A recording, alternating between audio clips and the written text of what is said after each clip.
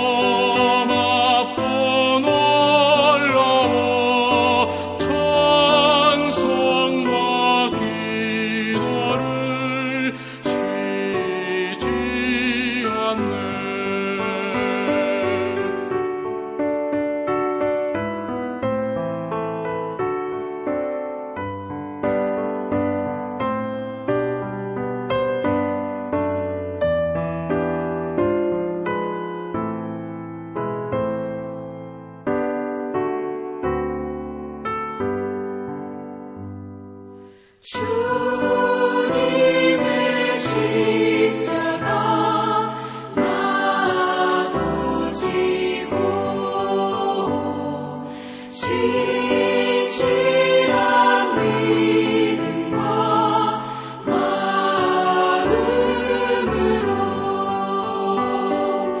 형제의 사랑과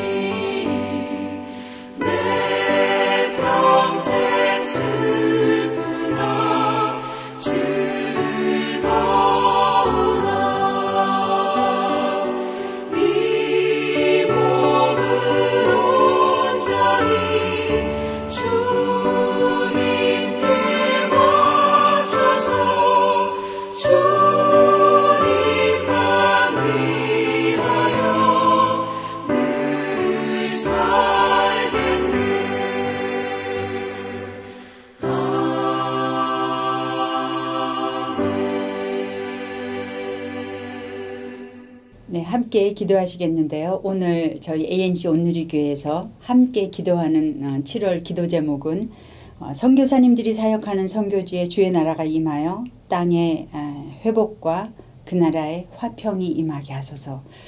이 기도 제목을 기억하시면서 함께 주님 앞에 기도하시면 좋겠습니다. 기도할게요. 사랑하는 아버지 하나님, 참 감사합니다. 하나님께서 오늘도 이 땅과 시간과 모든 것의 주인이 되시는 우리 아버지 하나님께서 저희들을 깨우시고 또 주님 앞으로 나오게 해주셔서 너무 감사합니다. 이 하루도 우리 혼자 길을 걷는 것이 아니라 하나님과 함께 손잡고 길을 걷는 그런 의미 있는 하루가 되게 하실 우리 주님을 기대하면서 감사를 드립니다. 하나님, 이 시간에 저희들이 우리 선교사님과 그 선교지들을 주님 앞에 올려드립니다.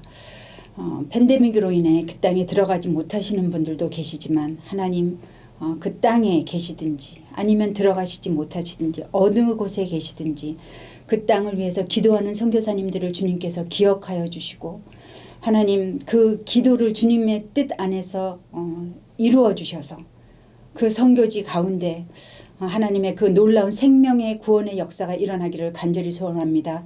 하나님 그 땅이 회복되게 하소서. 아버지는 황폐하고 정말 건조한 그 땅이 하나님의 생명의 강이 흐르게 하시고 그래서 많은 사람들 간에 구원의 역사가 일어나는 놀라운 일들이 일어나게 하여 주시옵소서. 하나님 팬데믹으로 정말 질병이 2년 이상 지속이 되다가 요즘 다시 또 코로나가 많이 기승을 부리고 있습니다. 그러나 아버지 하나님 저희들이 이 질병 때문에 위축되지 않게 하시고 이 질병을 지혜롭게 잘 대처해 나가면서 이 질병으로 인해서 더욱더 하나님 앞에 가까이 나가는 주님을 예배하고 주님만 바라보는 그런 시간이 될 수 있도록 주님 인도하여 주시기를 간절히 소원하며 또 코로나에 걸려서 고생하시는 많은 분들 계십니다. 하나님 안수하여 주시고 깨끗이 낫게 하여 주시옵소서. 오늘도 부족한 종이 하나님의 거룩한 말씀을 들고 섰는데 아버지 두려운 마음입니다. 듣는 자와 또 전하는 제가 한 마음이 되어서 성령 안에서 한 마음이 되어서 오직 하나님의 마음을 온전하게 전하게 하여 주시옵소서. 그리하여 저희들의 이 시간 가운데 말씀에 전파하는 이 시간 가운데 주님께서 같이 하여 주셔서 하나님만 영광 받아 주시기를 간절히 소원하며 예수님 이름으로 기도드립니다. 아멘. 오늘 하나님께서 저희들에게 주시는 말씀은 고린도후서 7장 2절에서 7절 말씀입니다. 제가 받들어서 읽을 때 또 집에서 함께 성경을 들으시면서 또 눈으로 보시면서 같이 읽으시면 좋겠습니다. 마음으로 우리를 영접하라. 우리는 아무에게도 불의를 행하지 않고 아무에게도 해롭게 하지 않고 아무에게도 속여 빼앗은 일이 없노라. 내가 이 말을 하는 것은 너희를 정죄하려고 하는 것이 아니라 내가 이전에 말하였거니와 너희가 우리 마음에 있어 함께 죽고 함께 살게 하고자 함이라. 나는 너희를 향하여 담대한 것도 많고 너희를 위하여 자랑하는 것도 많으니 내가 우리의 모든 환난 가운데서도 위로가 가득하고 기쁨이 넘치는도다. 우리가 마게도니아에 이르렀을 때에도 우리 육체가 편하지 못하였고 사방으로 환난을 당하여 밖으로는 다툼이요 안으로는 두려움이었노라. 그러나 낙심한 자들을 위로하시는 하나님이 디도가 옴으로 우리를 위로하셨으니 그가 온 것뿐만 아니요 오직 그가 너희에게서 받은 그 위로로 위로하고 너희의 사모함과 애통함과 나를 위하여 열심히 있는 것을 우리에게 보고함으로 나를 더욱 기쁘게 하였느니라. 아멘. 7월에 고린도후서를 계속 묵상하고 있습니다. 고린도후서는 바울과 고린도교회의 관계를 통해서 신앙 공동체 안에서 지도자의 모습이 어떠해야 하는지를 우리에게 잘 보여주고 있는 서신서입니다. 바울은 많은 문제점을 지닌 이 고린도 교인들을 정죄하거나 조정하기보다는 그들을 돕는 동력자가 되어서 그들을 자랑하면서 함께 기쁜 마음으로 그렇게 교회로 세워나가고 있습니다. 오늘도 본문 가운데서 하나님 앞에 서 있는 지도자와 그와 함께하는 성도들의 모습을 통해서 주께서 우리 각자에게 주시는 그 주님의 마음을 들어보기 원합니다. 먼저 7장 2절을 함께 읽어보겠습니다. 마음으로 우리를 영접하라. 우리는 아무에게도 불의를 행하지 않고 아무에게도 해롭게 하지 않고 아무에게도 속여 빼앗은 일이 없노라. 7장 2절은 마음으로 우리를 영접하라는 그런 바울의 명령으로 시작이 되는데요. 이것은 6장 13절에 고린도인들이여 내가 자녀에게 말하듯 하노니 너희도 마음을 넓히라 는 그 구절로부터 연결이 되는 것입니다. 바로 앞에 있는 6장 14절에서 7장 1절은 세상과 타협하지 말고 하나님을 두려워하며 거룩한 삶을 살라는 조금 다른 내용이었죠. 바울은 이제 다시 6장 13절을 이어갑니다. 마음으로 우리를 영접하라. 이 말에는 너희들의 마음에 우리를 위한 장소를 만들어 달라라는 그런 의미가 있습니다. 바울은 마음을 터치하고 있는데요. 6장 11절에서 13절에 보면 바울이 우리는 너희를 향해 마음이 넓어졌다 이렇게 말합니다. 우리는 너희를 자녀와 같이 여겨 우리 마음에는 너희가 들어올 자리가 넉넉하다. 그런데 너희는 의심과 불신으로 우리를 받아들이는 마음이 좁아졌으니 거짓 복음을 전하는 자들을 너희 마음에서 내쫓아라. 그리고 우리가 마음을 넓힌 것에 대한 보답으로 너희도 우리를 향한 마음을 넓혀라 라고 말하고 있는 것입니다. 바울은 고린도 교인들과 화해하기를 원하고 있습니다. 그런 후에 바울은 고린도 교인들에게 자신의 그 정직함과 결백을 주장하고 있습니다. 우리는 아무에게도 불의를 행하지 않고 아무에게도 해롭게 하지 않고 아무에게도 속여 빼앗은 일이 없다. 이것은 고린도 교인들이 바울을 불의하고 자기들에게 해롭게 하고 속여 빼앗았다라고 오해하고 있다는 것을 보여주는 그런 말이지요. 바울은 자신들이 정직하다는 것을 강조하기 위해서 아무에게도 그렇게 한 일이 없다라고 3번씩이나 말하고 있습니다. 아마도 바울이 예루살렘 교회를 위해 헌금을 모은 것을 바울이 자기 배 채운 것으로 그렇게 고린도 교인들은 오해하고 비난한 것 같습니다.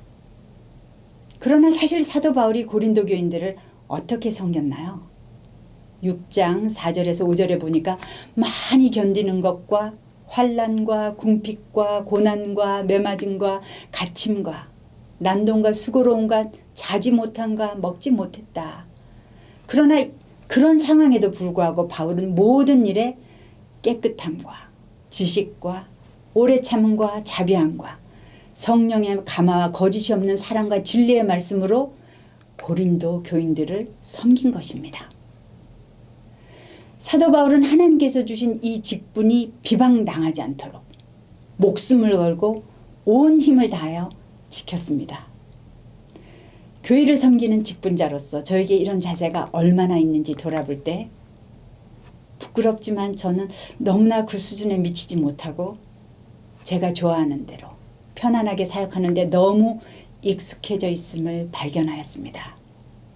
본문을 묵상하고 준비하면서 참으로 두렵고 떨리는 마음으로 하나님 앞에서 다시 시작하는 마음으로 자신을 온전히 드리기로 다시 결단하며 나아갑니다. 바울은 속여서 빼앗기는커녕 도리어 자지도 못하고 먹지도 못하고 성도들을 섬겼습니다. 그런데도 불구하고 이런 오해를 당했으니 얼마나 억울했을까요? 저 같으면 소송이라도 걸었을 텐데요. 바울은 어떻게 했습니까? 3절을 함께 읽어보시겠습니다. 내가 이 말을 하는 것은 너희를 정죄하려고 하는 것이 아니라 내가 이전에 말하였었거니와 너희가 우리 마음에 있어 함께 죽고 함께 살고자 함이라. 바울은 전혀 다른 방향으로 문제를 해결하는데요. 자기의 말이 고린도 교인들을 비난하는 것으로 들릴까 봐 너희를 정죄하려고 이 말을 하는 것이 아니다 라고 곧바로 말합니다.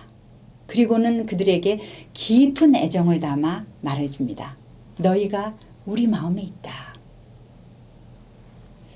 이 말썽 많은 고린도 교인들이 바울의 마음을 가득 채우고 있다는 것입니다. 바울은 그들을 사랑했습니다.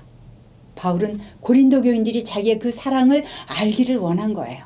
그들이 얼마나 문제가 많은 자들인지는 바울에게 중요하지 않았습니다. 고린도 교인들은 바울에게 자녀였기 때문이에요. 바울의 마음은 고린도 교인들로 가득 차 있었습니다. 그러므로 바울은 진심을 담아서 말할 수 있는 것입니다. 우리는 함께 죽고 함께 사는 공동체다.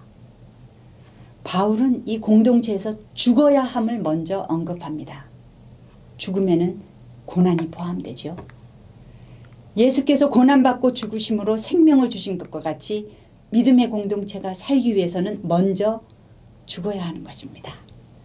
함께 죽고 함께 살게 하기 위해서, 연합을 위해서.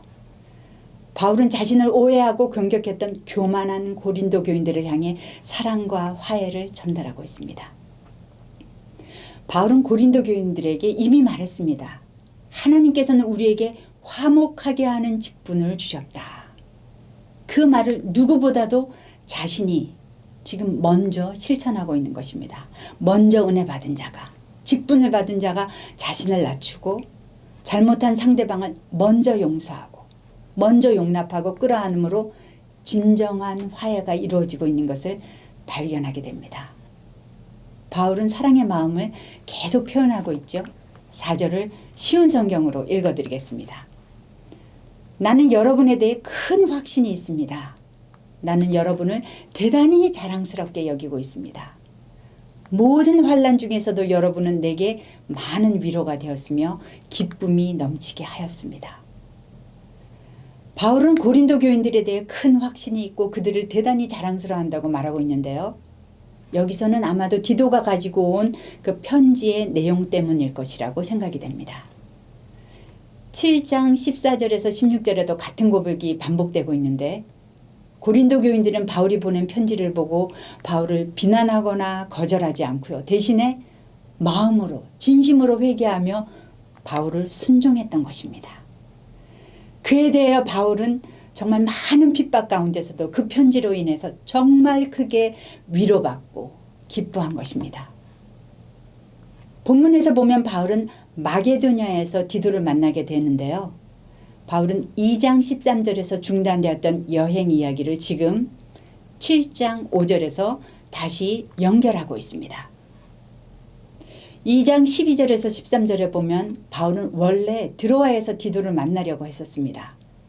바울이 드로아에 갔을 때 하나님께서 복음의 문을 활짝 여신 것을 보았습니다. 그러나 바울은 디도를 너무나 간절히 기다리고 있었기 때문에 마음이 편안하지가 않아서 전도를 더 이상 할 수가 없었다라고 얘기하고 있습니다. 그래서 드로아로 오는 디도를 중간에서 만나기를 기대하면서 마게도냐로 떠납니다. 마게도니아는 빌립보, 데살로니가, 베레아 그런 도시가 있는 지역이지요. 왜 바울은 이렇게 디도를 간절히 기다렸을까요? 배경을 잠깐 살펴보는 것이 좋을 것 같습니다.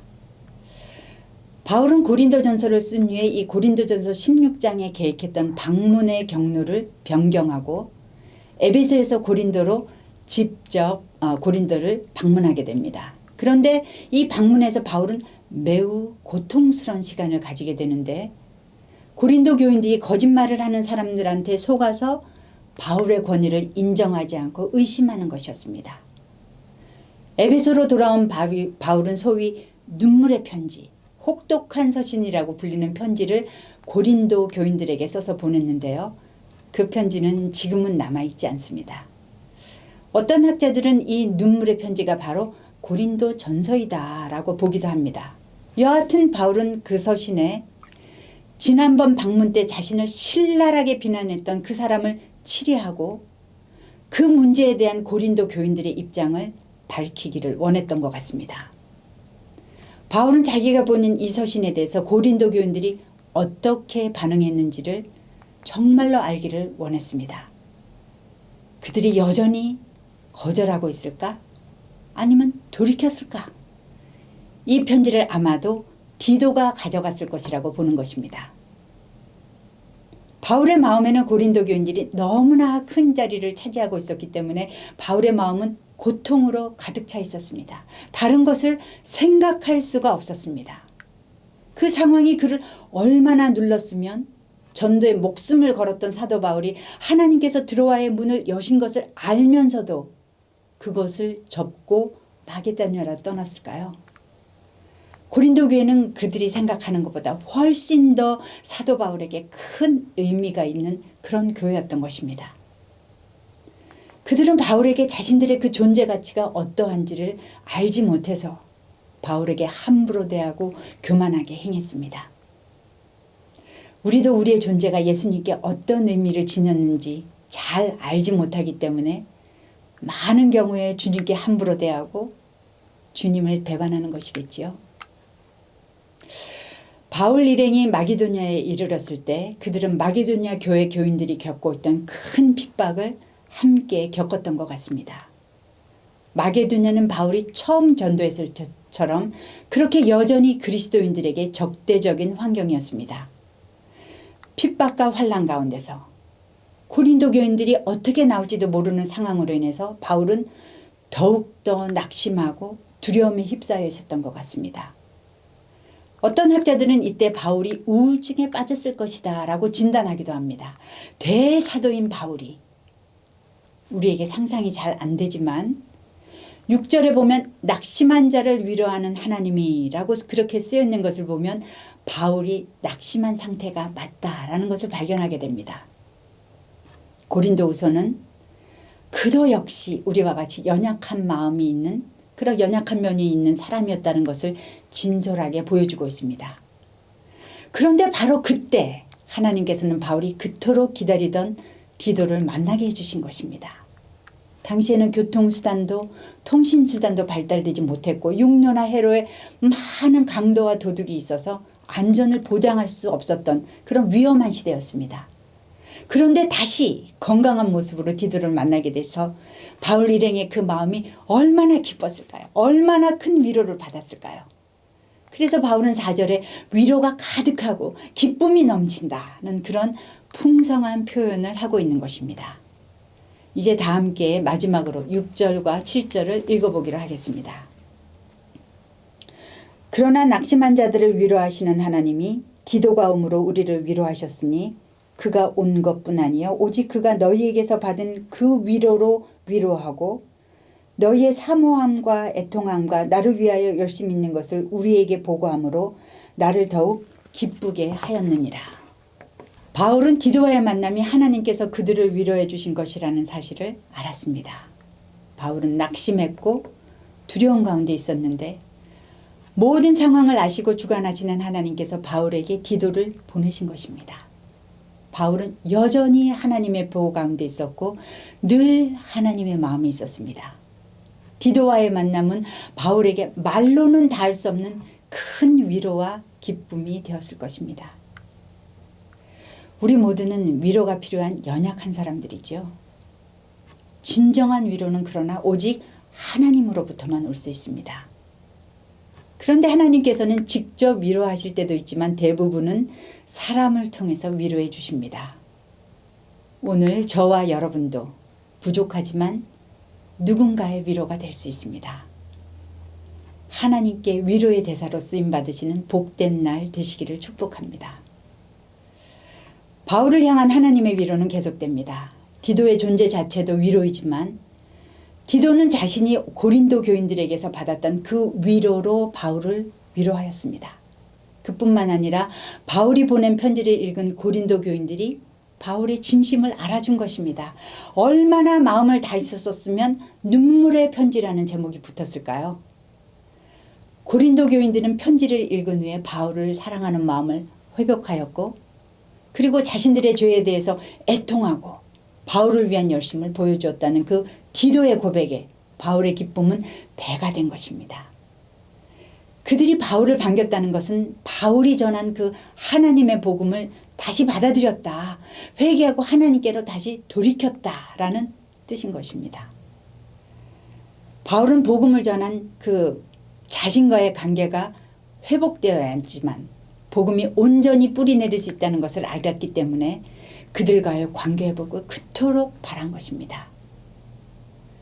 오늘 우리는 본문을 통해서 하나님과 교회를 섬기는 사역자와 성도들이 문제가 생겼을 때 어떻게 해결하고 회복하는지를 보았습니다. 바울은 자신을 인정하지 않고 의심하고 비난하며 그래서 관계가 단절될 뻔했던 그 고린도 교인들을 향해서 억울하다 소리치지 않고 도리어 용서하고 그들을 자기 마음에 두고 신뢰하며 사랑했습니다. 그리고 그들에게는 마음을 돌이킬 수 있는 기회를 주었고 최선을 다해서 사랑을 표현했습니다. 고린도 교인들도 그 사랑의 책망을 받아서 돌이켰지요. 너무나 아름다운 모습입니다. 그런데 우리도 과연 이렇게 살 수 있을까요? 우리의 능력으로는 불가능하다는 것을 인정합니다. 그러나 우리를 사랑하사 우리를 위해 죽으신 그리스도의 사랑이 우리의 마음을 가득 채울 때 그분의 마음을 나의 마음으로 품을 때 우리는 그분의 사랑의 능력으로 변화될 수 있습니다. 이 신앙의 여정이 너무 힘들다고 포기하지 마시기를 바랍니다. 다 그저 그렇게 사는 것이야. 그렇게 편안한 데만 거하려고 하는 우리의 본성을 거절하시기 바랍니다. 대신 바울을 강권했던 그 그리스도의 사랑을 구하십시오. 바울을 변화시킨 그분의 능력을 붙드시기 바랍니다. 우리는 외쳐야 합니다. 일어나야 합니다. 더 이상은 이렇게 아무런 능력도 없이 무기력한 크리스찬으로 하나님의 영광과 무관하게 살 수는 없다. 바울을 사용하시고 고린도 교인들을 돌이키신 하나님은 지금도 살아계셔서 역사하시는 동일한 하나님이신 것입니다. 그분의 마음을 품기를 기도하시길 바랍니다. 우리의 주 예수 그리스도를 바라보십시오. 우리는 바라보는 것을 닮아가게 되어 있습니다. 바울이 그토록 닮기 원했던 예수 그리스도, 그분은 어떤 분이십니까? 사도 바울은 빌립보서 2장에서 그분을 이렇게 소개하고 있습니다. 너희 안에 이 마음을 품으라. 곧 그리스도 예수의 마음이니 그는 근본 하나님의 본체시나 하나님과 동등됨을 취할 것으로 여기지 아니하시고 오히려 자기를 비워 종의 형체를 가지사 사람들과 같이 되셨고 사람의 모양으로 나타나사 자기를 낮추시고 죽기까지 복종하셨으니 곧 십자가에 죽으심이라. 이러므로 하나님이 그를 지극히 높여 모든 이름 위에 뛰어난 이름을 주사 하늘에 있는 자들과 땅에 있는 자들과 땅 아래 있는 자들로 모든 무릎을 예수의 이름에 꿇게 하시고 모든 입으로 예수 그리스도를 주라 시인하여 하나님 아버지께 영광을 돌리게 하셨느니라. 아멘. 예수님으로 충만하신 오늘 하루 되시기 바랍니다. 성령님으로 충만하신 오늘 하루 되십시오. 그리고 주님의 위로자, 화목케 하는 자로 쓰임받으시는 복된 하루 되시기를 축복합니다. 다 함께 기도하시겠습니다. 하나님, 거룩하신 하나님께서 인간의 몸을 입고 이 땅에 오셔서 우리에게 위로가 되시고 우리의 화목제물이 되셔서 하나님과 우리 사이에 화목제물이 되셔서 하나님 우리로 감히 하나님의 딸이라 아들이라 그렇게 불림을 받으며 주님 앞에 나가게 하신 그 은혜를 인하여 감사를 드립니다. 아버지 하나님, 오늘도 그 하나님의 사랑으로 위로받고 세임을 받아서 하나님의 그 일꾼으로 하나님의 그 선교사로 오늘 하루를 그렇게 살아가기를 소원하오니 하나님 저희들에게 기름 부어 주시옵소서. 하나님 이 땅이 정말 질병으로 전쟁으로 그렇게 어려운 가운데 있지만 그러나 생명 되신 예수 그리스도께서 하나님께서 이 땅을 주관하고 계시니 하나님 감사합니다. 그 하나님의 그 생명의 역사에 저희들이 함께 참여하기를 원하오니 아버지 하나님 저희들이 주님만 바라보게 하여 주시옵소서. 그래서 주님만 바라봄으로 예수 그리스도 이름으로 위로가 되게 하시고 화목이 되게 하시고 그리하여 승리하는 오늘 하루 살아가기에 하나님 힘 주시옵소서. 그렇게 하실 우리 주님께 모든 감사와 영광을 올려드리며 예수님 이름으로 기도드립니다. 아멘. 각자의 기도 제목으로 주님 앞으로 나가시겠습니다.